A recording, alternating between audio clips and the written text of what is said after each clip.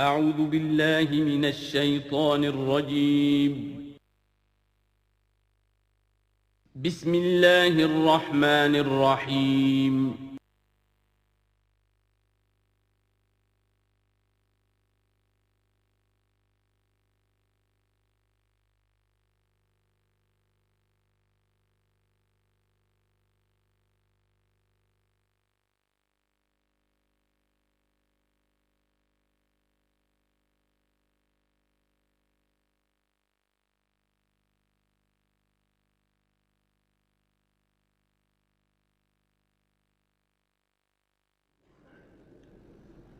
اما بعد فاعوذ باللہ من الشیطان الرجیم بسم اللہ الرحمن الرحیم حامیم والکتاب المبین انا جعلناہ قرآنا عربیا لعلکم تعقلون وقال تبارک وتعالی کما ورد فی سورۃ یوسف علیہ الصلاۃ والسلام الف لام را تلک آیات الکتاب المبین انا انزلناہ قرآنا عربیا لعلکم تعقلون وقال عز وجل کما ورد فی سورۃ الزمر قرآنا عربیا غیر ذی عوج وقال جل وعلا کما ورد فی اول سورۃ الکہف الحمد للہ الذی انزل علی عبدہ الکتاب ولم یجعل لہ عوجا صدق اللہ العظیم رب اشرح لی صدری ویسر لی امری واحلل عقدۃ من لسانی یفقہوا قولی۔ تعارف قرآن کے ضمن میں جو مباحث پہلی نشست میں مکمل ہو چکے ہیں اس میں ایک کمی رہ گئی تھی، اس کو پورا کر لیجئے۔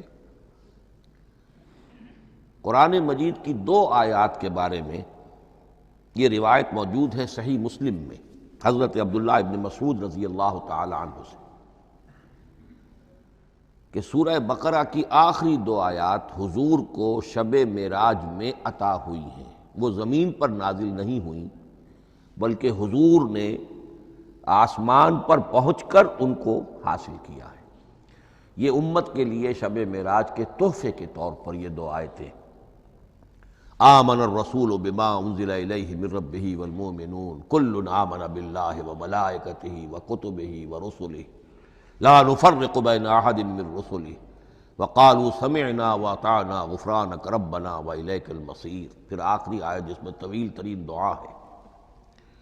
یہ 2 آیات جو ہیں مستثنیٰ کر لیجئے تو باقی جو ہے قرآن مجید وہ پھر پورا حجاز میں زمین پر نازل ہوا ہے محمد رسول اللہ صلی اللہ علیہ وسلم کے قلب مبارک پر۔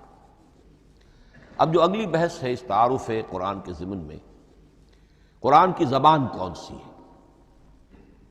یہ سب جانتے ہیں عربی زبان ہے، لیکن کون سی عربی؟ عربی کوئی ایک نہیں ہے۔ جیسا کہ آپ کو معلوم ہے کہ ایک زبان ہوتی ہے پھر اس کے ڈائلیکٹس ہوتے ہیں۔ پنجابی زبان کے نہ معلوم کتنے ڈائلیکٹس ہیں، بنگلہ زبان کے نہ معلوم کتنے ڈائلیکٹس ہیں، پشتو کے کتنے ڈائلیکٹس ہیں۔ عربی زبان کے اس وقت پورے عالم عرب کے اعتبار سے تو دیکھیے تو ہر ملک کا جو ہے اپنا لہجہ ہے اور ان کے اپنے انداز ہے۔ تو خود نزول قرآن کے وقت بھی پورے جزیرہ نمائے عرب میں کوئی ایک زبان نہیں تھی، زبان ایک تھی لیکن اس کے لہجے مختلف تھے، الفاظ مختلف تھے۔ تو یہ جان لیجئے کہ قرآن نازل ہوا ہے حجاز کے بادیہ نشینوں کی زبان میں۔ وہ اصل عربی زبان حجازی قوم سمجھتی تھی، شہری زبان نہیں، دیہاتی زبان۔ یعنی کہ شہروں میں دوسرے ملکوں کے لوگ آتے جاتے رہتے تھے، خاص طور پر مکہ مکرمہ جو ہے وہ تو چونکہ ایک بہت بڑا تجارتی مرکز تھا۔ لإلاف قریش ایلافہم رحلۃ الشتاء والصیف فلیعبدوا رب ھذا البیت۔ ان کے قافلے جاتے تھے، آتے تھے، دوسرے تاجر بھی آتے تھے، تو ظاہر بات ہے کہ شہروں کے اندر تو پھر زبان جو ہے وہ مکسڈ ہو جاتی ہے، خالص نہیں رہتی۔ یہی وجہ ہے کہ قریش کے جو شریف گھرانے تھے، اونچے گھرانے تھے، وہ اپنے بچوں کو صحرا میں بھیج دیتے تھے کہ ان کی پرورش وہاں ہو، وہاں وہ خالص عربی زبان سیکھیں، ان کی زبان جو ہے پولیوٹڈ نہ ہو۔ تو بادیہ نشین حجاز کے، نجد کے نہیں، حجاز کے بادیہ نشین، ان کی زبان میں قرآن نازل ہوا ہے۔ یہ آیتیں اس سے پہلے بھی سامنے آ چکی ہیں سورہ زخرف کی، انا جعلناہ قرآنا عربیا لعلکم تعقلون، ہم نے اس اپنے کلام قدیم کو عربی زبان کا جامہ پہنایا ہے۔ انا انزلناہ قرآنا عربیا، یہ سورہ یوسف کی آیات، ہم نے اتارا ہے اسے قرآن عربی بنا کر، قرآنا عربیا لعلکم تعقلون۔ سورہ زمر میں قرآنا عربیا غیر ذی عوج، یہ عربی مبین میں ہے، صاف ستھری دھلی ہوئی عربی زبان جس میں کہیں کوئی ٹیڑھ نہیں ہے، کوئی ایچ پیچ نہیں ہے۔ اور یہی پھر سورہ کہف میں جو ایک ترانہ حمد اللہ نے ہمیں سکھایا ہے کہ میرے اس انعام عظیم پر میرا شکر ادا کیا کرو، تو کن الفاظ میں الحمدللہ الذی انزل علی عبدہ الکتاب ولم یجعل لہ عوجا۔ تو یہ عربی مبین جو ہے اگرچہ اصلاً ہے بادیہ نشین حجاز کے، البتہ یہ کہ عرب کے دوسرے قبائل کے بھی ان کی زبانوں کے بعض الفاظ اس میں آئے ہیں۔ اس سے آگے بڑھ کر یہ کہ بعض معرب الفاظ بھی ہیں، ہندی زبان کا کوئی لفظ اس نے عربی کا جامہ پہن لیا، فارسی زبان کا کوئی لفظ اس نے عربی کا جامہ پہن، وہ بھی قرآن میں بعض ہیں، استثناءات ہیں یہ۔ جیسے سنگ گل، یہ فارسی زبان کا لفظ ہے، سنگ گل، وہ سجیل بن کر قرآن مجید میں آ گیا ہے۔ حجارۃ من سجیل، یہ جو الم تر کیف فعل ربک باصحاب الفیل سورہ فیل میں ہے، سنگ گل کا سجیل بنا۔ اس طرح کے کچھ اور الفاظ بھی ہیں، لیکن یہ سمجھیے کہ ایکسیپشنز پروو دی رول، یہ استثناءات ہیں، قاعدہ اپنی جگہ پر قائم رہے گا کہ یہ حجاز کے بدوؤں بادیہ نشینوں کی جو زبان تھی اس میں قرآن نازل ہوا ہے۔ اس قرآن کے بارے میں، اس کی زبان کے بارے میں جو چند پہلو سامنے رہنے چاہیے، فصاحت اور بلاغت کی معراج، یہ میں بعد میں قرآن کے وجوہ اعجاز پر جب بحث کروں گا کہ یہ کس کس اعتبار سے معجزہ ہے، تو وہاں زیادہ تفصیل سے یہ بات آئے گی کہ عربی زبان کی فصاحت اور بلاغت کی معراج ہے۔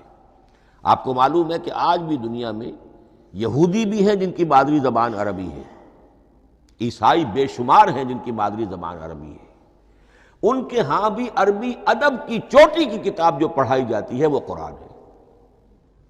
یہ انہیں ماننا پڑتا ہے کہ عربی ادب کی جو آخری کتاب ہے، چوٹی کی کتاب ہے، وہ یہی ہے۔ یہودی بھی پڑھائیں گے، جیسے آپ انگریزی زبان پڑھنی ہے، سمجھنی ہے، تو شیکسپیئر کے بغیر آپ کیسے سمجھیں گے؟ اب وہ تو ایک سٹینڈرڈ ہے۔ اسی طریقے سے یوں سمجھیے کہ عربی زبان عربی ہونے کے اعتبار سے کلام اللہ ہونا اس پر ان کا ایمان نہیں ہے، لیکن یہ کہ عربی زبان کے اعتبار سے اس کی فصاحت اور بلاغت کا لوہا وہ مانتے ہیں۔ پھر اس میں ایک خاص ملکوتی غنا ہے، ڈیوائن میوزک، صوتی آہنگ ہے، عذوبت ہے، مٹھاس ہے۔ لاہور میں ایک صاحب ہیں جو پروفیسر ہیں فونیٹکس کے پنجاب یونیورسٹی میں، وہ کہتے ہیں میں ثابت کر سکتا ہوں کہ جتنے بھی آج دنیا میں اصول ہیں صوتی، یہ خود اپنی جگہ ایک بہت بڑی سائنس ہے، اس کے اعتبار سے میں ثابت کر سکتا ہوں کہ بلند ترین موسیقی قرآن مجید میں ہے، ملکوتی غنا۔ اسی لیے قرآن مجید کو اچھی سے اچھی آواز میں پڑھنے کی تاکید آئی ہے۔ زینوا القرآن باصواتکم، قرآن کو اپنی آوازوں سے مزین کرو۔ اسی طریقے سے من لم یتغن بالقرآن فلیس منا، جو قرآن مجید کو اچھی سے اچھے طریقے پر پڑھنے کی کوشش نہیں کرتا وہ ہم میں سے نہیں ہے۔ اسی طرح کے واقعات بھی ہوئے ہیں۔ حضرت ابو موسیٰ اشعری رضی اللہ تعالی عنہ، وہ بہت خوش الحان تھے، تو ایک روز حضور سفر رات کے وقت کہیں گشت پر تھے، جا رہے تھے ان کے مکان کے قریب سے، تو وہ اس وقت رات کی نماز میں قرآن پڑھ رہے تھے، تو حضور وہاں کافی دیر تک کھڑے ہو کر سنتے رہے۔ ظاہر بات ہے کہ اس وقت کے مکان کیا ہوتے تھے، ایک ایک حجرہ ہوتا تھا، یہ کوئی کئی کنال کی کوٹھیاں تو نہیں ہوتی تھی کہ کیا پتہ چلے ان کے اندر کیا ہو رہا ہے۔ وہ تو حضرت ابو بکر کے مکان کے پاس سے گزرتے تھے تو ان کی تلاوت سنتے تھے، حضرت عمر کے مکان کے قریب سے گزرے ان کی تلاوت سنی، حضرت عمر بلند آواز میں پڑھتے تھے، حضرت ابو بکر بڑی پست آواز میں پڑھتے تھے۔ حضور نے پوچھا کہ تم ایسا کیوں کرتے ہو؟ حضرت عمر نے کہا میں اس لیے کرتا ہوں، زور سے پڑھتا ہوں کہ شیطان بھاگ جائے۔ حضرت ابوبکر نے عرض کیا کہ میں اس لیے پڑھتا ہوں کہ جس کو میں سنا رہا ہوں وہ سنتا ہے، اس کو بلند آواز کی ضرورت نہیں۔ حضور نے کہا کہ ابوبکر تم ذرا اونچی کر لو آواز، اور عمر تم ذرا پست کر لو، ایوریج میں لے آؤ۔ تو بہرحال یہ معاملہ حضور کا صحابہ کے ساتھ ہوتا تھا۔ تو ابو موسیٰ اشعری رضی اللہ تعالی عنہ کی جب قرأت آپ نے سنی تو اگلے روز جب ملاقات ہوئی فجر میں تو آپ نے تحسین فرمائی ان الفاظ میں، یا ابا موسیٰ انک قد اوتیت مزمارا من مزامیر آل داود۔ اے ابو موسیٰ تمہیں تو اللہ نے آل داود کے سازوں میں سے ایک ساز عطا کیا ہے، یعنی حضرت داود کے گلے میں جو ساز تھا، خوش الحانی تھی، ان کی آواز نہایت خوبصورت تھی۔ تو اسی طریقے سے اب وہاں کوئی مزمار سے مراد وہ نہیں ہے آلات موسیقی نہیں، گلے میں جو اللہ تعالیٰ نے رکھا ہے۔ تو انک قد اوتیت مزمارا من مزامیر آل داود۔ ایک آخری بات یہ نوٹ کیجئے کہ قرآن مجید کا عظیم ترین احسان ہے عربی زبان پر۔ یہ یوں سمجھیے کہ ایک ستون کی طرح اس زبان کو ٹھہرا دیا ہے، اس کو سٹیبل کیا ہے قرآن مجید۔ آج بھی پوری دنیا میں جسے عرب کہتے ہیں فصیح زبان، لغہ فصحی، وہ ایک ہے، وہ قرآن ہی کی ہے۔ زبانیں بدلتی رہتی ہیں۔ اردو 300 سال پہلے کی دکن میں جب شروع ہوئی، وہ آج آپ پڑھ بھی نہیں سکیں گے وہ کیا اردو تھی ولی دکنی کی، پھر وہ کیا اس نے روپ بدلے ہیں، اب وہ اردو کس شکل میں ہے، فارسی کن کن شکلوں میں رہی ہے، مختلف انگریزی کتنی شکلیں بدل گئی ہیں، لیکن عربی قائم ہے۔ اس کے لیے جیسے کہ قرآن مجید میں آتا ہے کہ ہم نے پہاڑ زمین میں گاڑ دیے اس کو سٹیبلائز کرنے کے لیے، ان تمید بکم، تمہیں لے کر زمین ایک طرف کو جھک نہ جائے۔ تو جس طرح یہ پہاڑ جو ہیں سٹیبلائزنگ ایفیکٹ رکھتے ہیں اس زمین کے لیے، اسی طریقے سے قرآن سٹیبلائزر ہے عربی زبان کا۔ اس کے اندر جو ایک ٹھہراؤ اور جماؤ پیدا کیا ہے، یہ قرآن مجید کا احسان عظیم ہے۔ تعارف قرآن کے ضمن میں اگلی گفتگو، قرآن کے اسماء و صفات۔ عربوں کا ایک خاص ذوق تھا، اور ظاہر بات ہے کہ اللہ تعالیٰ نے جب قرآن نازل کیا ہے تو عربوں کے ذوق کو بھی مد نظر رکھا ہے۔ ان کا ذوق کیا تھا؟ جس چیز سے انہیں محبت ہوتی تھی اس کے وہ بہت سے نام رکھتے تھے۔ گھوڑے کے لیے ہزاروں لفظ مل جائیں گے آپ کو، شیر کے لیے 5000 الفاظ مل جائیں، تلوار کے لیے 5000 الفاظ مل جائیں، یعنی اس شے کی جو بھی صفت ہے اس صفت کے اعتبار سے ایک نام، کوئی اور صفت ہے اس صفت کے ایک اور نام۔ تو وہ صفاتی نام، اب جیسا کہ آپ کو معلوم ہے اللہ کے 99 نام صفاتی تو ہے نا، اللہ کی ایک صفت دوسری صفت، اسی کے اعتبار سے اس کے نام ہیں۔ قرآن مجید کے اسماء علامہ جلال الدین سیوطی رحمۃ اللہ علیہ نے 55 شمار کیے، لیکن وہ بھی مکمل نہیں ہے لسٹ، اس لیے کہ اس میں ایک اہم نام برہان یہ شامل نہیں ہے۔ ان میں سے جو اہم اسماء ہیں میں آپ کو سنا دیتا۔ القرآن، جس پر گفتگو بعد میں ہوگی، اس لیے کہ سب سے زیادہ ایک رائے یہ ہے کہ یہ تو اس میں جامد ہے، اس میں علم ہے قرآن کے لیے، پراپر ناؤن ہے۔ الکتاب، الذکر، الہدا، النور، الفرقان، کلام اللہ، الوحی، روحا من امرنا۔ پھر اس کی صفات کے اعتبار سے الکریم، الحکیم، العظیم، المجید، المبین، رحمہ، العلی، بصائر، بشرا، بشیر، نذیر، عزیز، قرآن عزیز، بلاغ، بیان، احسن القصص، احسن الحدیث، موعظہ، شفاء، مبارک، مہیمن، قیم، مثانیہ، متشابہ۔ یہ میں نے آپ کو 23 نام بتائے ہیں، لیکن یہ کہ علامہ جلال الدین سیوطی نے 55 گنوائے۔ لیکن جو بحث دلچسپ ہے وہ یہ ہے کہ جو اس کے لیے لفظ القرآن ہے، اس کے معنی کیا ہیں اور یہ کس مصدر سے، کس مادے سے یہ لفظ بنا ہے؟ ایک رائے تو یہ ہے کہ یہ اس میں جامد ہے، یہ مشتق نہیں ہے، کسی مادے سے نکلا ہوا نہیں ہے۔ اور یہ بھی آپ نوٹ کر لیجئے، اللہ کے اسماء میں سے بھی ایک نام کو سمجھا جاتا ہے، وہ مشتق نہیں ہے، اس میں جامد ہے، اس میں علم ہے، اور وہ ہے اللہ۔ باقی سارے نام صفاتی ہیں، ایک نام، اس لیے اس میں ذات کہتے ہیں، اس کو اس میں ذات۔ لیکن یہ رائے متفق علیہ نہیں ہے، یہ کچھ لوگوں کی رائے ہے۔ ایک رائے یہ بھی ہے کہ یہ بھی اس میں علم نہیں ہے، یہ بھی مشتق ہے الہ سے۔ جیسے حکیم، یہ صفت ہے، الحکیم یہ اللہ کا نام ہو گیا۔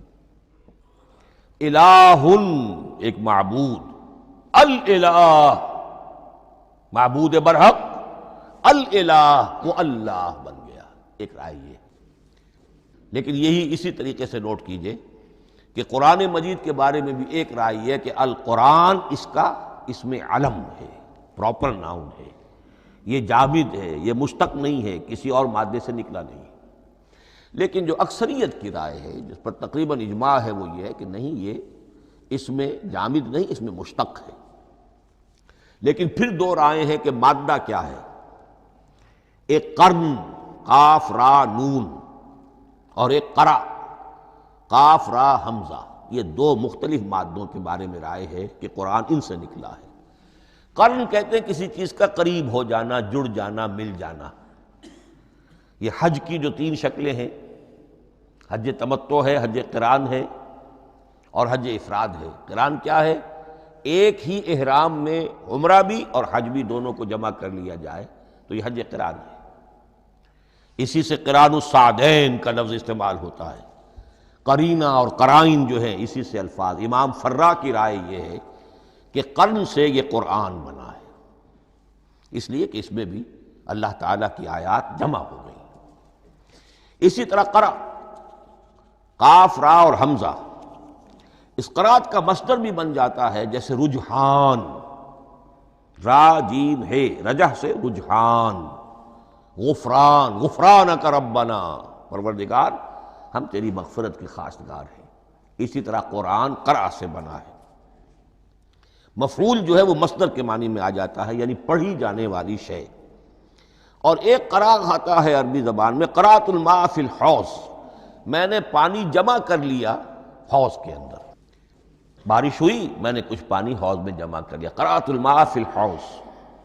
اسی سے قریہ کا لفظ بنا، قریہ بستی کو کہتے ہیں جہاں لوگ جمع ہو کر رہتے ہیں، قریہ۔ تو اس معنی میں یہ قرآن جو ہے یہ جمع ہے اللہ تعالیٰ کی اسماء صفات اور اللہ کی ذات جو ہے اور اس کی آیات کا جامع ہے۔ یہ ہے لفظ قرآن کی بحث۔ اگلی بحث اور بڑی اہم ہے اور دلچسپ ہے، قرآن کا اسلوب کلام کس کیٹیگری میں فال کرتا ہے؟ قرآن کیا ہے؟ ایک شے کی تو سختی سے نفی کی اللہ نے، یہ شعر نہیں ہے۔ وما علمناہ الشعر وما ينبغی لہ، سورہ یاسین۔ ہم نے شعر تو انہیں سکھایا ہی نہیں، محمد الرسول اللہ کو صلی اللہ علیہ وسلم، اور وہ شعر ان کے شایان شان بھی نہیں۔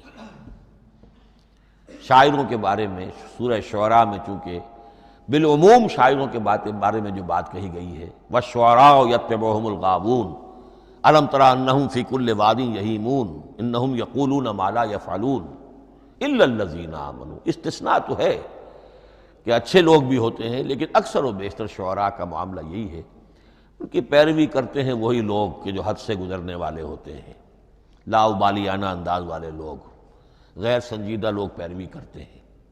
خود وہ بھی زمین و آسمان کے قلابے ملاتے ہیں، کبھی ادھر کی بات کبھی ادھر کی بات۔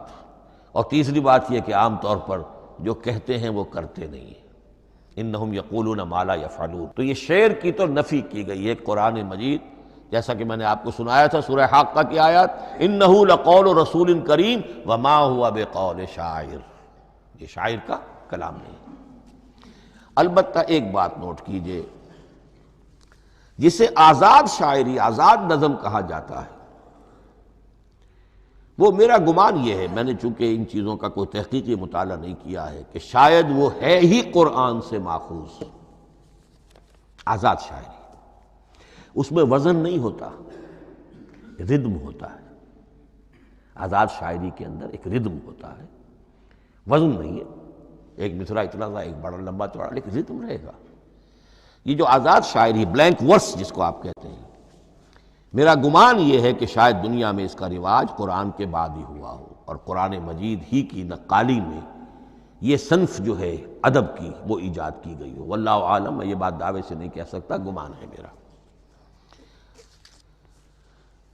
البتہ یہ کہ اب اس سے آگے چلیے، شعر نہیں ہے، نثر ہے، لیکن نثر کے اعتبار سے بھی کون سی کیٹیگری میں آئے گی؟ کیا یہ کتاب عام معنی میں جسے ہم کتاب کہتے ہیں وہ کتاب ہے؟ ایک تو وہ بات تھی نا جو اقبال کے حوالے سے میں نے آپ سے کہی، کتابیں نیست چیزیں دیگر است، اس وقت وہ بات نہیں میں کہہ رہا۔ عام کتابوں سے اس کا فرق کیا ہے؟ ایک کتاب ہوتی ہے، اس میں ہر چیپٹر میں ایک بحث مکمل ہو جاتی ہے، اگلے چیپٹر میں پھر لوٹا کر آپ پہلے چیپٹر کی کوئی بات نہیں کریں گے، پھر وہ بات آگے چلے گی، ابواب ہوں گے، ابواب میں مضمون کے مطابق مضمون آگے بڑھتا چلا جائے گا۔ کتاب کا یہ لازمی وصف ہے۔ قرآن مجید عثمانی میں کتاب نہیں ہے، اس میں قصہ آدم و ابلیس 7 جگہ آ رہا ہے، بار بار آ رہا ہے، سورہ بقرہ میں، سورہ اعراف میں، سورہ ہجر میں، سورہ بنی اسرائیل میں، سورہ کہف میں، پھر سورہ طٰہٰ میں، چلتے جائیے، سورہ صاد میں حضرت موسیٰ علیہ السلام کا قصہ کتنی مرتبہ آ رہا ہے۔ تو قرآن مجید اس کتاب کی کیٹیگری، اس کی ڈیفینیشن پر پورا نہیں اترتا۔ دنیا میں جو کتاب کا معیار ہے، عام اس کا جو اسلوب ہے، اس کی جو ڈیفینیشن ہے، ایک شکل ہوتی ہے مجموعہ مقالات، وہ بھی نہیں ہے، اس میں ہر مقالہ اپنی جگہ پر ایک مکمل شے ہوتی ہے، لیکن یہ کہ وہ دوسرے مقالات سے تو مختلف ہوگی، یہ مجموعہ مقالات بھی نہیں۔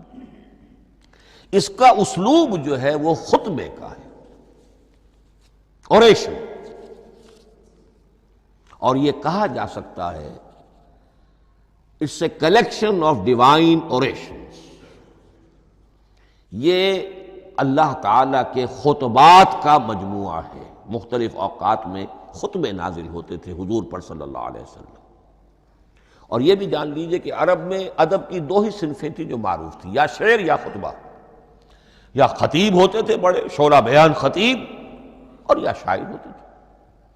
تو یہ جب شعر کے اسلوب پر نہیں تھا تو خطابت کا اسلوب ہے جو اللہ نے اختیار فرمایا، اور ہر موقع پر، ہر مرحلے پر جو خطبہ اس وقت کے حالات کی مناسبت سے نازل ہوا وہ ایک صورت ہے۔ تو یہ ہے کلیکشن آف ڈیوائن اوریشنز، یہ اللہ تعالیٰ کے مجموعہ خطبات الہیہ اسے کہا جا سکتا ہے، لیکن اس سے جو چند نتیجے نکلتے ہیں وہ نوٹ کرنے ضروری ہیں۔ خطبے میں مخاطب اور مخاطب کے مابین ایک ریپور ضروری ہے۔ اگر کوئی مصنف بیٹا کتاب لکھ رہا ہے، اس کے سامنے کوئی سامع نہیں ہوتے، وہ تو اپنی مگن میں جو بھی خیال ہے اپنے دل میں وہ لکھ رہا ہے۔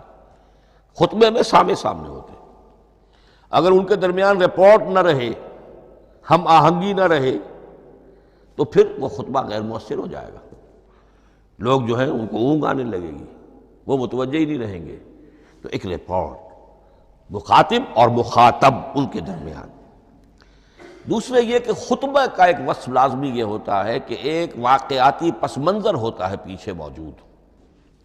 اب کوئی شخص ہے سیاسی تقریر کر رہا ہے، ایک خاص پس منظر موجود ہے، اس میں وہ ان چیزوں کی طرف حوالے دیتا چلا جائے گا، صرف کوئی تفصیلات بیان نہیں کرے گا، اس لیے کہ وہ لوگوں کو معلوم ہے آج کے دور کا ایک واقعہ ہے، لوگوں کے علم میں ہے، لیکن کتاب میں آپ لکھیں گے تو پھر وہ پورا واقعہ بھی بیان کرنا پڑے گا آپ کو کہ یہ کب ہوا، کیسے ہوا، جس کا میں حوالہ دے رہا ہوں۔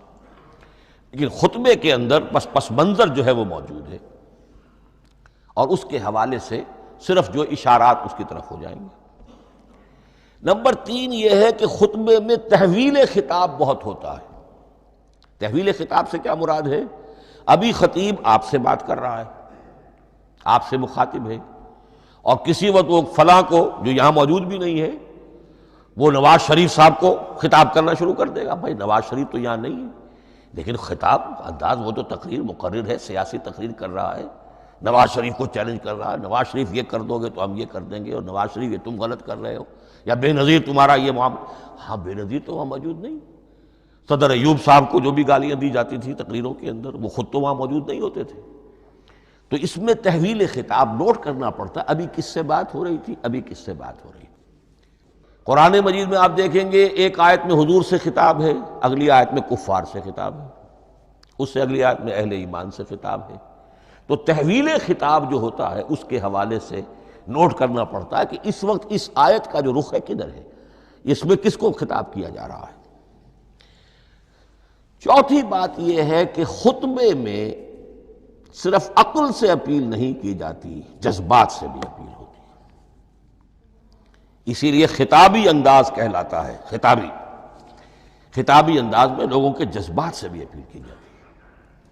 جبکہ آپ ایک مقالہ لکھ رہے ہوں گے، اس میں جذبات کی بات نہیں آئے گی. ٹھنڈی ٹھنڈی عقلی باتیں، منطقی باتیں، دلیل صغرا کبرا جوڑیے، نتیجہ نکالیے، وہ لوگوں کے سامنے رکھیے. تصنیف ہے. لیکن خطبے کے اندر صرف عقل نہیں، جذبات سے بھی اپیل ہوتی ہے. اب یہ سارے اوصاف میں جو بیان کر رہا ہوں یہ سب قرآن مجید میں بتمام و کمال بدرجہ اتم موجود ہیں. اور آخری بات یہ کہ خطبے میں، اور یہ کہ یہ چیز مشترک ہے غزل میں بھی اور قصیدے میں بھی اور خطبے میں بھی، اس کا اول و آخر بہت جامع اور مؤثر ہونا چاہیے. اسی لیے مطلع مقطع یہ خاص طور پر ہوتے ہیں نا. مقطع میں آ پڑی ہے سکون گسترانہ بات، جس غزل کا مطلع جاندار ہے اس کو آدمی پڑھے گا. اور اگر وہ مطلع پھسپھسا ہے وہ باقی نظم پڑھے گا ہی نہیں، چاہے آگے اس کے اندر بڑا عمدہ شعر بھی ہو وہ نہیں پڑھے گا. مطلع ہی جو ہے بے جان ہے، پھسپھسا ہے. پھر مقطع آخری جو شعر ہو. تو قصیدے میں بھی یہ ہے اور خطبے میں بھی یہ ہے. یہی وجہ ہے کہ قرآن مجید کی صورتوں میں اکثر و بیشتر شروع کی آیات اور آخری آیات انتہائی اہم ہوتی ہیں، بہت جامع ہوتی ہیں، جن کو کہا جاتا ہے کہ یہ سور جو ہیں ان کی ابتدائی آیات، خواتین اور پہلی آیات. اب سورہ بقرہ کی آیات شروع کی، پھر آخری جو ابھی میں نے آپ کو سنائی، یہی آل عمران کا معاملہ ہے، کس شان کے ساتھ وہ اٹھ رہی ہے. یہی سورہ حج کا ہر جگہ پر آپ دیکھیں گے ابتدائی جو ہے خطیب اگر ایسی بات، ایسا انداز اختیار کرے کہ اپنے سامعین کی توجہ کو اپنی طرف مبذول کرا لے، اگر شروع کا انداز ایسا نہیں ہے تو وہ بات آگے بڑھے گی نہیں. آخری بات یہ کہ خطبے میں ہمیشہ یہ ہوگا کہ ایک مین سپیکر جو ہے اس کی ایک بات سامنے ہے کہ میں نے یہ بات اپنے سامعین کے ذہن میں بٹھانی ہے، لیکن دائیں بائیں کی باتیں کرے گا. کوئی قصہ بھی سنائے گا، کوئی شعر پڑھے گا، کوئی اور کوئی لطیفہ بھی سنائے گا. ہمارے ہاں کے جو بہترین خطیب جو ہوتے تھے وہ احراری حضرات جو ہے بہترین خطیب ہوتے تھے. اور آپ نے سنا مولانا عطا اللہ شاہ بخاری رحمۃ اللہ علیہ، ان کی تقریریں 6 گھنٹے تک لوگ سنتے تھے. وہ کبھی رلا بھی رہے ہیں، کبھی ہنسا بھی رہے ہیں. عام آدمی تنقید بھی کرے گا کہ یہ کیا ادھر ادھر کی باتیں کر رہے ہیں، لیکن وہ پھر جب آخری تقریر ہوتی تھی تو جب تقریر ختم ہوتی تھی، جو بات وہ ذہن میں بٹھانا چاہتے تھے، دل میں اتارنا چاہتے تھے، وہ بیٹھ چکی ہوتی تھی. باقی یہ کہ ادھر ادھر کی چیزیں جو ہیں وہ آکسیلری چیزیں ہیں وہ رہتی ہیں. یہ ہیں 6 اوصاف خطبات کے، اور قرآن مجید کے اندر بھی یہ اوصاف کم و بیش موجود ہیں. قرآن کا اسلوب خطبے کا ہے. اب اگلی بحث پر آئیے، قرآن مجید کی ترکیب اور تقسیم، سنتھیسس اور ڈویژنز. اب اس میں سمجھیے کہ کلام جو ہے اللہ کا کلام ہے. کلام مرکب ہوتا ہے کلمات سے. کلمات حروف سے بنتے ہیں. عربی زبان کے حروف 28 یا 29 ہیں. الف اور حمزہ کو ایک ہی مانیں گے تو 28 رہ جائیں گے. الف علیحدہ حمزہ علیحدہ تو 29 ہو جائیں گے. یہ حروف جڑتے ہیں، لفظ بنتے ہیں. لفظ محمل بھی ہوتا ہے لیکن کلمہ وہ کہلاتا ہے جو بامانی لفظ ہو. پھر ان کلمات کو آپ جوڑتے ہیں، یہ مرکب توصیفی بن گیا، مرکب اضافی بن گیا، مرکب عددی بن گیا، مرکب جاری بن گیا، پھر ان مرکبات کو جوڑ کر فقرہ بنتا ہے، جملہ بنتا ہے، کلام مفید جس کو کہا جاتا ہے۔ قرآن مجید کے اعتبار سے علامہ سیوطی نے مخصوص جو قرآن کی اصطلاحات ہیں ان کے حوالے سے ایک بات کہی ہے، لیکن واقعہ یہ ہے کہ قرآن کی اصطلاحات خود اپنی ہیں، دنیا کی دوسری کسی بھی اصطلاحات پر ان کو قیاس نہیں کیا جا سکتا۔ لیکن جاہز چونکہ قدیم تھے، انہوں نے قرآن مجید کو کہا یہ دیوان کی شکل رکھتا ہے، جیسے کہ حافظ کا دیوان، کسی اور کا دیوان۔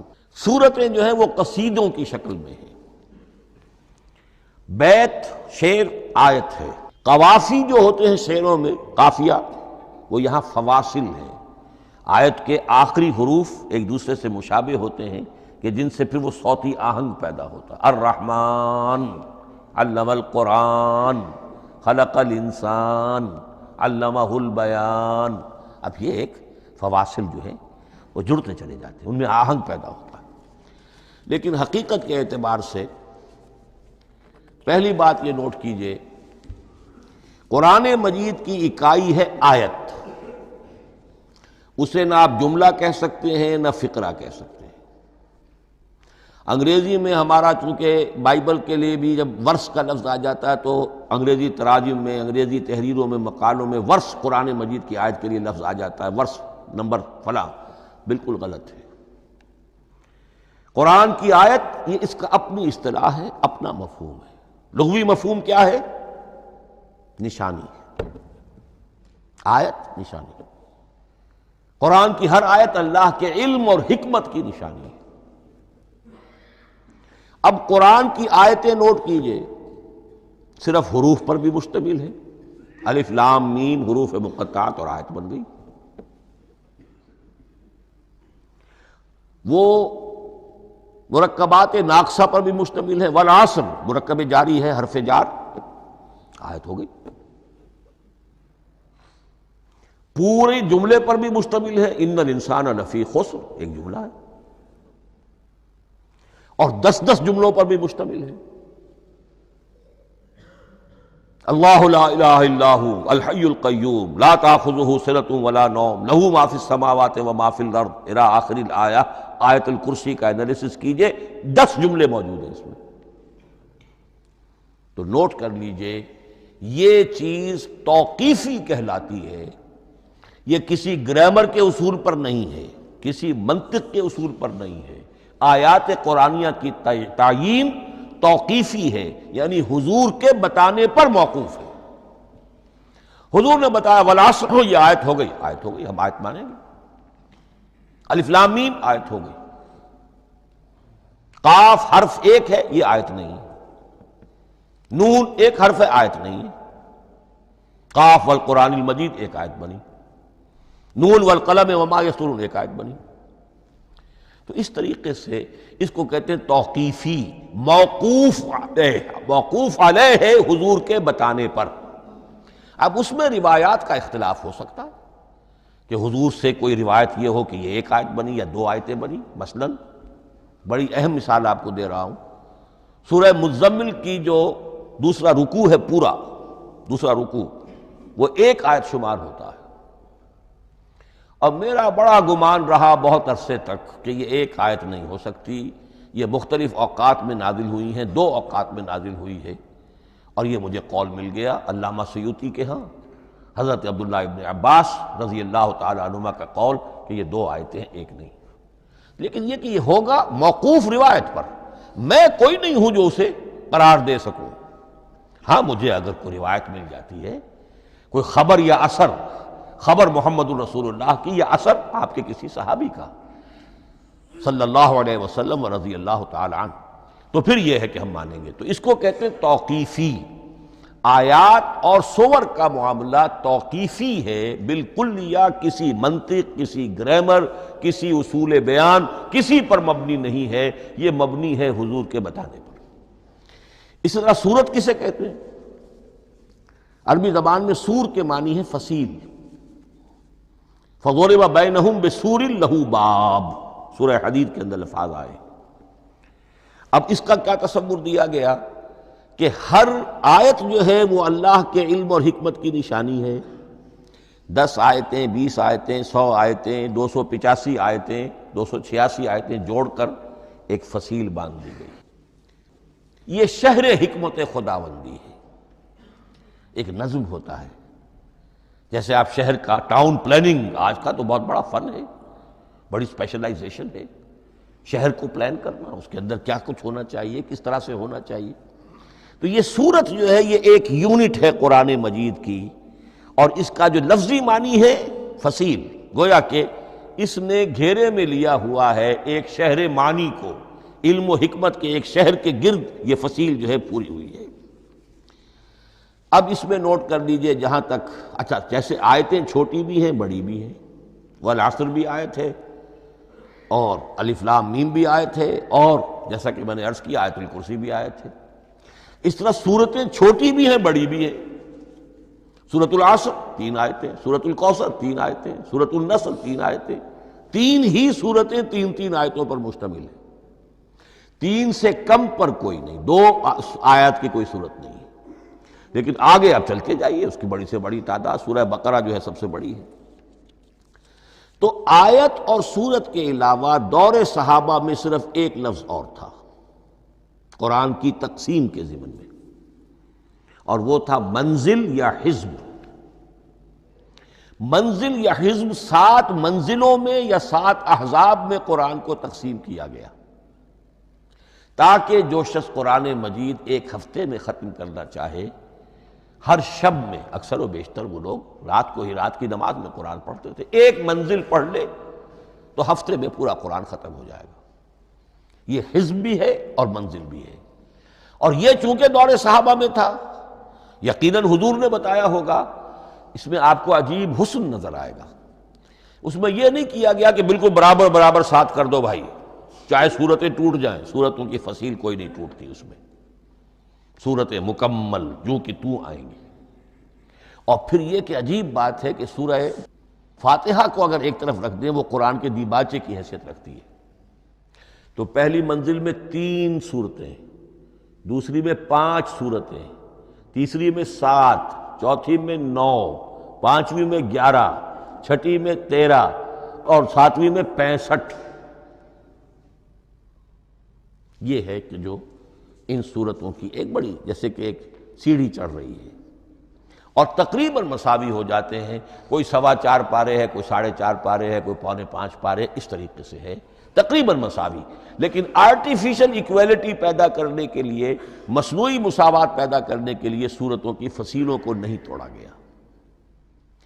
اس سے آگے چل کر جو پاروں کی تقسیم ہے وہ بہت بعد کی بات ہے، 30 پارے، اور اس میں آپ کو یہ ساری قباحتیں نظر آئیں گی۔ اس میں سورتوں کی فصیلیں توڑی گئی ہیں۔ سورہ ہجر ایک آیت ادھر ہے، باقی ساری سورت جو ہے اگلے پارے میں، فصیلیں توڑ دی گئی۔ معلوم ہوتا ہے کسی شخص کے پاس جو قرآن تھا مصحف، اس نے صفحے گنے، 7 سے 30 سے تقسیم کیا، اور برابر صفحوں کے اندر وہ پارے بنا دیے۔ لیکن بہرحال دور صحابہ میں پاروں کا کوئی ذکر نہیں تھا، یہ بات کی بات ہے۔ دور صحابہ میں آیت، سورت اور حزب۔ اسی طریقے سے طویل سورتوں کو جو رکوعوں میں تقسیم کیا گیا، یہ بھی بات کی بات ہے۔ لیکن یہ جو تقسیم کیا گیا ہے سورتوں کو رکوعوں کی شکل میں، 35 سورتیں تو قرآن کی ایسی ہیں چھوٹی ہیں جو ایک ایک ہی رکوع پر مشتمل ہے، آخری پارے کی۔ آخری پارے کی 37 صورتیں ہیں، پہلی 2 کی جو 2 رکوع ہے، باقی سب کی سب جو ہے وہ ایک ایک رکوع شمار ہوتا ہے۔ لیکن رکوع کیوں کیے گئے؟ لمبی صورتوں میں سے اگر کچھ حصہ پڑھنا ہے نماز میں، سورہ بقرہ پوری تو نہیں پڑھ سکتے آپ ایک رکعت کے اندر، تو اس کا وہ حصہ پڑھا جائے جس میں ایک مضمون پورا ہو جائے، مضمون نہ ٹوٹے، تاکہ وہاں پر رکوع کرے آدمی کہ جہاں پر کہ وہ مضمون ایک اعتبار سے مکمل ہو گیا۔ تو رکوع سے رکعت ہے، رکوع ہے، اس رکعت کے اندر ایک حصہ اتنا پڑھا جائے تاکہ مضمون جو ہے وہ خوبصورت رہے اور اس کا سلسلہ برقرار رہے۔ یہ تقسیم بھی اگرچہ بہت ہی ایک بدنام شخص ہے ہماری تاریخ کا، حجاج ابن یوسف، یہ اس کی ہوئی تقسیم ہے، یا اس نے کرائی ہے، بہرحال اس کی طرف منسوب ہے۔ اور یہ بات ماننی پڑتی ہے کہ بڑے گہرے غور و فکر سے تقسیم کی گئی ہے، الل ٹپ نہیں ہے، بلکہ اس کے لیے واقعتاً غور کر کے جہاں وہ مضمون ختم ہوتا ہے، کہیں کہیں آپ اختلاف کر سکتے ہیں اور آپ کو حق حاصل ہے، اس لیے کہ یہ چیزیں توقیفی نہیں ہیں، یہ حضور کی بتائی ہوئی نہیں ہے، نہ رکوعوں کی تقسیم۔ اب سعودی عرب میں جو قرآن مجید چھپ رہے ہیں ان میں حزب ہو گئے ہیں، یعنی ہر پارے کو پارے برقرار رکھ کر 8 حزب بنا دیے انہوں نے، 4 حزب بنا دیے اور پھر نصف حزب کر کے 8 حصے کر دیے۔ تو یہ چیزیں جو ہمارے ہاں رکوع تو پاروں سے ادھر ادھر ہو جاتے ہیں، پارا بدل گیا رکوع وہی چل رہا ہے، اس لیے کہ رکوع میں مضمون کو پیش نظر رکھا گیا ہے، جبکہ پارے میں مضمون کو نہیں سامنے رکھا گیا۔ تو رکوع کا معاملہ جو ہے چاہے وہ حجاج ابن یوسف ہی نے کیا ہے، لیکن یہ کہ بہرحال وہ بہت صحیح ہے، اکثر و بیشتر، کہیں کہیں آپ اس سے اختلاف کر سکتے ہیں۔ تو یہ تو اس کا ہم نے آپ کے سامنے رکھا سنتھیسس۔ اب اگلا موضوع ہے ترتیب و تدوین کیسے ہوئی۔ ان علینا جمعہ و قرآنہ، ہمارے ذمے ہے اس کو جمع بھی کرنا اور پڑھوانا بھی، اور پڑھوانے میں ترتیب آ جائے گی لازماً۔ لیکن یہ کہ ایک بات تو اس میں بالکل متفق علیہ ہے جس میں کسی شک و شبے کی گنجائش نہیں، قرآن کی ترتیب نزولی اور تھی، ترتیب مصحف اور ہے۔ ترتیب مصحف میں سورہ فاتحہ کے بعد سورہ بقرہ ہے، سورہ بقرہ نازل ہوئی ہے مدنی دور میں جا کر، پھر سورہ آل عمران ہے وہ بھی مدنی ہے، سورہ نساء ہے وہ مدنی ہے، سورہ مائدہ ہے وہ مدنی، پھر آئی ہے سورہ انفال اور سورہ توبہ۔ یہ سورہ انفال تو مدنی نہیں، سورہ انعام اور سورہ اعراف یہ ہے کہ جو مکیات ہیں، یہ کہ بھی مکی دور کی بھی آخری زمانے کی ہے۔ ابتدائی جو مکی صورتیں وہ سب سے آخری حصے میں ہیں، 29واں پارہ اور 30واں پارہ۔ تو ترتیب نزولی اور تھی، ترتیب مصحف اور ہے، اس میں تو کسی شک و شبے کی گنجائش نہیں۔ لیکن ہمارے ہاں اہل تشیع نے اس چیز کو بہت اچھالا ہے۔ ان میں سے بعض گروہ ایسے ہیں جن کا کہنا یہ ہے کہ اصل قرآن جو ہے وہ ترتیب نزولی کے مطابق تھا، یہ ترتیب تو عثمان نے کر دی رضی اللہ تعالی عنہ۔ حضرت علی کے پاس اصل قرآن جو ترتیب نزولی کے مطابق تھا موجود تھا، اور اب بھی ان کے خیال میں جو ان کے امام غائب جو ہیں چھپے ہوئے ہیں غار میں، تو ان کے پاس وہ نسخہ اصل حضرت علی والا موجود ہے، اور جب وہ ظاہر ہوں گے تو اصل قرآن لے کر آئیں گے۔ یہ سارے شیعوں کا قول نہیں ہے، لیکن یہ کہ ان میں بہت سے لوگ ہیں کہ جو ان باتوں کو مانتے ہیں۔ جہاں تک اس بات کا تعلق ہے کہ حضرت علی نے ترتیب نزولی پر کوئی مصحف جمع کیا ہو، اس میں کوئی اشکال نہیں ہے، اس لیے کہ علمی طور پر یہ ایک بڑی عمدہ ایکسرسائز بنتی ہے۔ ایک زمانے میں میں بہت کوشش کرتا رہا ترتیب نزولی سے، اس لیے کہ ترتیب نزولی سے سیرت نبوی اخذ ہوتی ہے، پہلے کیا نازل ہوا، پھر کیا نازل ہوا، پھر کیا نازل ہوا۔ در حقیقت اگر آپ ترتیب نزولی سے قرآن مرتب کر دیں تو وہ سیرت النبی بن جائے گی۔ تو اس کو سمجھنے کے لیے ایک زمانے میں نے بڑی محنت کی ہے، لیکن ایک تو یہ کہ وہ یقین سے وہ باتیں ملتی نہیں ہیں، بعض روایات ہیں لیکن یہ کہ پھر بھی آپ یقین سے نہیں کہہ سکتے۔ اکثر و بیشتر قرآن مجید میں لکھا بھی ہوتا ہے، ترتیب کے موٹی موٹی چیزیں معلوم ہیں نزولی ترتیب کی، لیکن یہ ہے کہ یقین کسی بات پر نہیں۔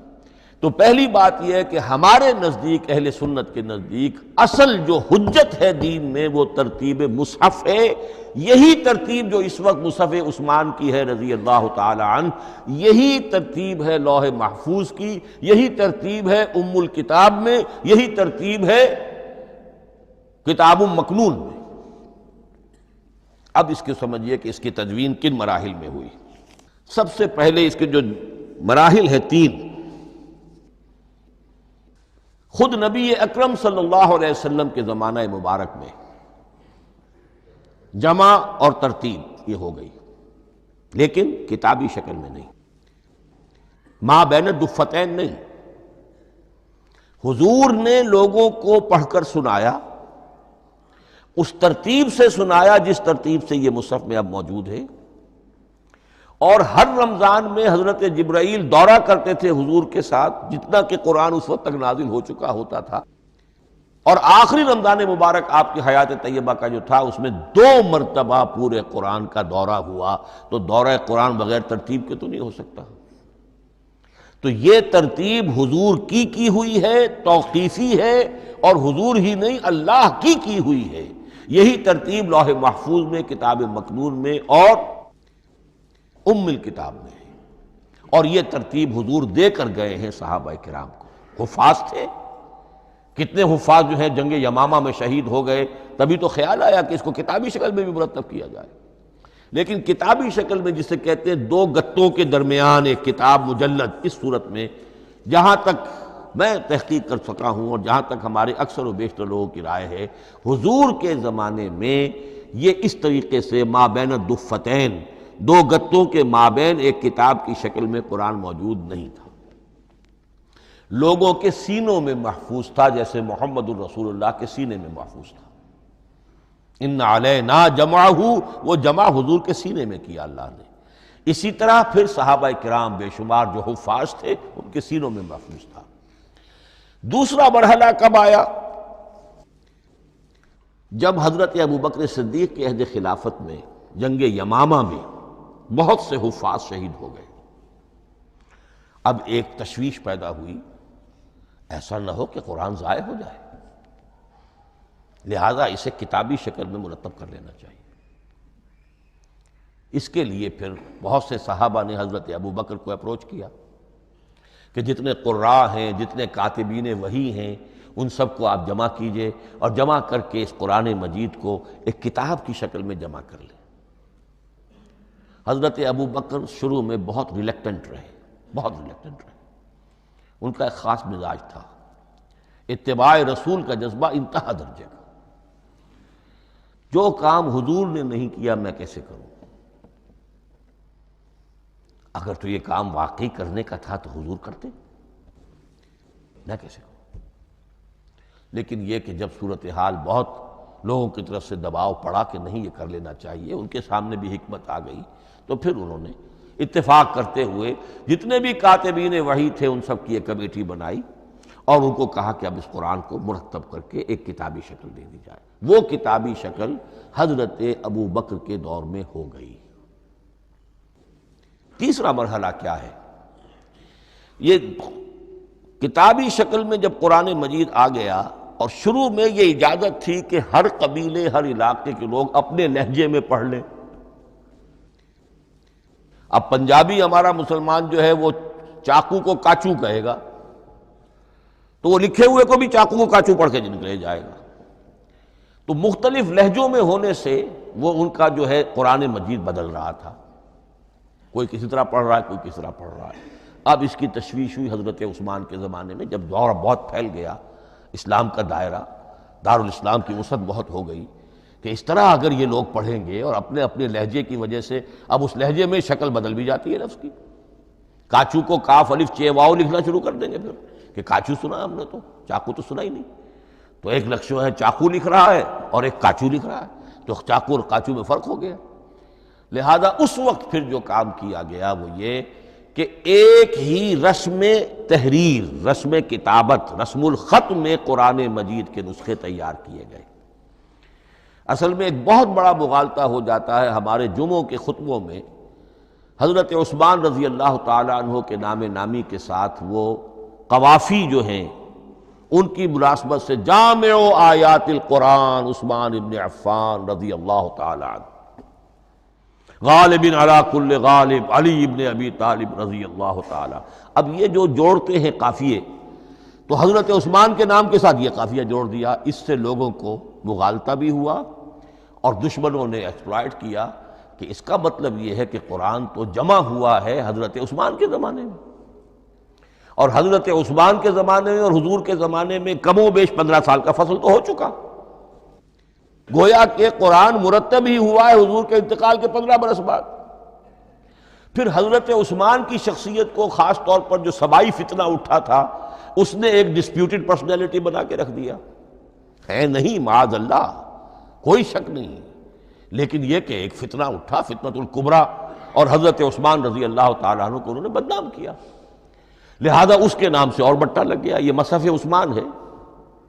یہ ہے اصل میں وہ حماقتیں کہ جو ہوئی ہیں ہم سے، یہ قافیے ملانے کی وجہ سے، حالانکہ حضرت عثمان کی شان جو ہے وہ در حقیقت جامع آیات القرآن نہیں ہے، جامع الامت علی رسم واحد، پوری امت کو ایک رسم الخط پر جمع کرنے والی شخصیت حضرت عثمان کی ہے۔ مثلا اب دیکھیے مالک یوم الدین کس طرح لکھیں گے؟ میم لام اور کاف، میم الف اور لام اور کاف لکھیں گے آپ، یہ غلط ہو جائے گا۔ میم پر کھڑا زبر ہوگا اور اس کو مالک پڑھیں گے، میم پر اگر کھڑا زبر نہیں ہے پڑھا زبر ہے تو ملک پڑھیں گے، اور قراتوں میں یہ دونوں موجود ہے، ملک یوم الدین بھی ہے اور مالک یوم الدین بھی ہے۔ اگر آپ نے میم الف لکھ دیا ایک قرات نکل گئی، اب وہ اس میں آ ہی نہیں سکتی، وہ تو مالک ہی پڑھا جائے گا۔ یہ زیر زبر بھی جو لگے ہیں قرآن مجید میں، یہ بھی حجاج ابن یوسف کے زمانے میں لگے، اس سے پہلے نہیں تھے۔ اور یہ رموز و اوقاف، یہ آیتوں کے نشان اور یہ وقفہ بیچ میں، یہ بھی حجاج ابن یوسف کے زمانے کی چیزیں ہیں۔ ورنہ عربوں کے لیے تو ان کی اپنی زبان تھی، انہیں ان چیزوں کی ضرورت ہی نہیں تھی۔ آپ کو معلوم ہے پرانے زمانے کے جو منشی ہوتے تھے، انشاء پرداز، وہ جب خط لکھتے تھے تو اس میں نقطے وغیرہ نہیں لگاتے تھے۔ جس کو خط لکھا جا رہا ہے وہ توہین سمجھے گا کہ شاید مجھے جاہل سمجھا کہ نقطے بھی لگا کے بھیجا جا رہا ہے خط پر، گویا کہ میں تو سمجھ ہی نہیں سکتا بغیر نقطوں کے۔ تو یہ جو ہے پرانے جو شکستہ خطوط لکھے جاتے تھے ان کا یہ انداز تھا، لہذا کوئی نقطے وغیرہ نہیں تھے، یہ بھی بعد میں لگے۔ تو ملک یوم الدین، مالک یوم الدین، اس کی رسم آئے گا میم لام کاف، کھڑا زبر ہے مالک یوم الدین اور ویسے پڑا زبر ہے ملک یوم الدین۔ یہ رسم الخط ہے جس پر کہ حضرت عثمان رضی اللہ تعالی عنہ نے پوری امت کو جمع کر دیا، اور اس کے نسخے تیار کرا کے، مختلف روایات میں آتا ہے 5 یا 7 نسخے تھے، ایک مدینہ منورہ میں رکھا اپنے پاس، اور اسی پر ان کے خون کے دھبے بھی ہیں، اور وہ نسخہ قرآن مجید کا اب استنبول کے اندر ہے، توپ کاپی کا جو عجائب خانہ ہے، عجائب گھر ہے، جس میں جہاں نوادرات کے ساتھ ساتھ حضور کے بھی کچھ تبرکات اور جمع ہیں، وہاں وہ نسخہ موجود ہے۔ اس میں انگلی جو کٹی تھی حضرت نائلہ جو ان کی اہلیہ تھی، جب وار کیا گیا ہے حضرت عثمان پر، قرآن پڑھ رہے تھے، انہوں نے روکا اپنے ہاتھ سے تو ان کی انگلی کٹی اور اس کے خون کے قطرے جو ہیں وہ مصحف پر آئے۔ تو یہ وہ قرآن، پھر انہوں نے ایک مکہ مکرمہ میں، ایک دمشق میں، ایک کوفے میں، ایک یمن، ایک بحرین، ایک بصرہ، مختلف جگہوں پر وہ آفیشل ورشن قرآن کا صرف رسم الخط اسکرپٹ کے اعتبار سے۔ لیکن اب پھر نوٹ کر لیجئے، قرآن مرتب ہو چکا، مدون ہو چکا دور نبوی میں، لیکن کتابی شکل میں نہیں، سینوں میں محفوظ۔ دور خلافت ابی بکر میں وہ کتابی شکل میں لایا گیا، اور اس کے لیے پھر بحث ہوئی کہ اب اس کا نام کیا رکھا جائے۔ اس کے لیے کئی نام تجویز ہوئے، سفر بھی، انجیل بھی، وغیرہ وغیرہ، لیکن پھر اس کو حضرت عبداللہ ابن مسعود رضی اللہ تعالی عنہ نے اہل حبشہ سے استشہاد کرتے ہوئے مصحف نام رکھا، مصحف۔ یہ مصحف بن گیا حضرت ابو بکر کے زمانے میں، لیکن مصحف کی قرات کے جو فرق ہو رہے تھے تو وہ لکھنے کے اندر بھی فرق آنا شروع ہو گیا۔ اس کو دور کیا حضرت عثمان نے، اس کا آفیشل ورشن تیار کروایا، ایک رسم الخط پر پوری امت کو جمع کر دیا، باقی جو نسخے تھے انہیں آپ نے پھر ضائع کر دیا، تاکہ کوئی اور یہ نہ رہے کہ اب یہ بھی ایک تھا پرانا نسخہ نکل آیا، اس میں تو یہ لفظ اس طرح لکھا ہوا ہے۔ تو جامع الامت علی رسم واحد، ایک ہی رسم الخط پر پوری امت کو جمع کرنے والی شخصیت وہ حضرت عثمان کی ہے رضی اللہ تعالی عنہ۔ بہرحال یہ نوٹ کیجئے کہ یہ مرحلہ بھی حضرت عثمان کے زمانے میں، تو یوں سمجھیے کہ حضرت عثمان کا پورا عہد بھی آپ جوڑ لیں تو آپ کی جو شہادت ہے وہ تقریباً یوں سمجھیے کہ حضور کے انتقال کے وہ 25 برس بعد ہے، گویا ربع صدی کے اندر اندر حضور کے انتقال کے بعد، چوتھائی صدی کے اندر اندر سارے مراحل طے ہو گئے۔ یہی وجہ ہے میں نے شروع میں آپ کو بتایا تھا کہ پوری دنیا یہ مانتی ہے کہ آج جو قرآن مسلمانوں کے پاس ہے یہ ہے وہی جو محمد عربی صلی اللہ علیہ وسلم نے اپنی امت کو دیا تھا۔ یہ دوسری بات ہے کہ ہم سمجھتے ہیں کہ محمد عربی صلی اللہ علیہ وسلم کو یہ اللہ کے کلام کی صورت میں حضرت جبرائیل نے پہنچایا تھا، وہ اس کو نہیں مانتے، لیکن یہ حصہ اس کا ماننے پر مجبور ہیں کہ وہ اصل قرآن اپنی اسی انٹیگریٹی کے ساتھ، اپنے پوری پیور، اس کا جو بھی ہے ٹیکسٹ پیور ہے اور اس کی انٹیگریٹی میں کوئی شک و شبے کی گنجائش نہیں ہے کہ یہ وہی شے ہے جو محمد نے اپنی امت کو عطا فرمائی تھی صلی اللہ علیہ وسلم۔ ایک آخری بات، چل میرے پاس 3 منٹ ہیں، یہ جو میں نے آپ کو ترتیب بتائی تھی قرآن کی، آیتیں، سورتیں، پھر حزب، اب اس میں ایک شے نوٹ کر لیجئے۔ آیت اللہ تعالیٰ کے علم و حکمت کا ایک نمونہ ہے۔ آیتوں کو جوڑ کر جب سورت بنائی تو آیتوں کے اندر جو ربط ہے، اس ربط آیات سے ایک اور معنی، ایک اور حکمت کا دروازہ کھلتا ہے۔ جیسے موتی ہے، ہر موتی بڑا خوبصورت ہے، لیکن جس ترتیب سے آپ نے پرویا، اس کو دھاگے میں ہار بنایا، اس ترتیب سے اس کا حسن دوبالا ہو جائے گا۔ ہر موتی کا اپنی جگہ پر ایک حسن ہے، لیکن اس ترتیب کی وجہ سے اس کے حسن کا ایک اور پہلو ظاہر ہوگا۔ اسی طرح قرآن مجید کی صورتوں میں ربط آیات بہت اہم ہے۔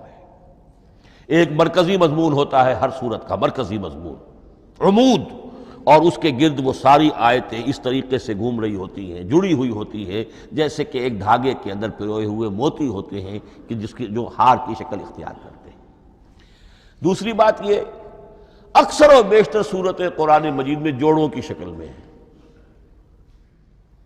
ایک مضمون کا ایک پہلو اس جوڑے کے ایک فرد میں، اور دوسرا پہلو اسی کا دوسرے فرد میں۔ جیسے معوذتین، 2 صورتیں ہیں، مضمون ایک یہ تعوذ، معوذتین۔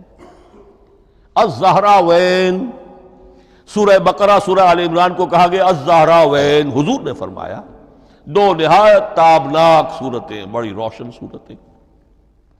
جیسے آپ دیکھیں گے یا ایھا المدثر یا ایھا المزمل قم اللیل الا قلیلا یا ایھا المدثر قم فانذر، ایک ہی طرح کا اٹھان ہے، حضور سے خطاب ہو رہا ہے۔ سورۃ الضحیٰ، سورۃ الانشراح، یہ تمام جوڑوں کی شکل میں۔ اسی طرح سورہ طلاق، سورہ تحریم، یا ایھا النبی اذا طلقتم النساء فطلقوہن لعدتہن یا ایھا النبی لم تحرم ما احل اللہ لک تبتغی مرضات ازواجک۔ شوہر اور بیوی کے درمیان تعلق یا تو اتنا گہرا ہو جاتا ہے کہ ایک دوسرے کے لحاظ میں وہ حدود خدابندی ٹوٹنے لگے، بیوی کی وجہ سے آپ نے کسی حرام شے کو حلال کر لیا یا حلال کو حرام کر لیا، بیوی کو ناپسند ہے وہ شے، تو حضور سے ذرا سا یہ ہو گیا تھا معاملہ۔ اپنی ازواج مطہرات حضرت عائشہ اور حضرت حفصہ رضی اللہ تعالیٰ عنہما، ان دونوں کی رضا جوئی کے لیے وہ خاص قسم کا شہد ہے، قسم کھا لی آپ نے کہ میں اسے استعمال نہیں کروں گا۔ لما تحرم ما احل اللہ لک، اے نبی آپ کیوں حرام کرتے ہیں اپنے اوپر وہ شے جو اللہ نے آپ کے لیے حلال کی ہے؟ تبتغی مرضات ازواجک، اپنی بیویوں کی رضا جوئی میں۔ یہ ایک انتہا ہوئی۔ دوسری انتہا کیا ہے؟ میاں اور بیوی میں اتنا بودھ ہو جائے کہ طلاق تک نوبت آ جائے۔ تو سورۃ التحریم ایک انتہا کو بیان کر رہی ہے، سورہ طلاق اگلی اس کے ساتھ جڑی ہوئی وہ دوسری انتہا کو بیان کر رہی ہے۔ سورہ صف حضور کے مقصد بعثت کو بیان کر رہی ہے، سورہ جمعہ آپ کے طریقہ کار کو بیان کر رہی ہے۔ اس طرح قرآن مجید کی اکثر و بیشتر صورتیں جو ہیں وہ جوڑوں کی شکل میں ہیں۔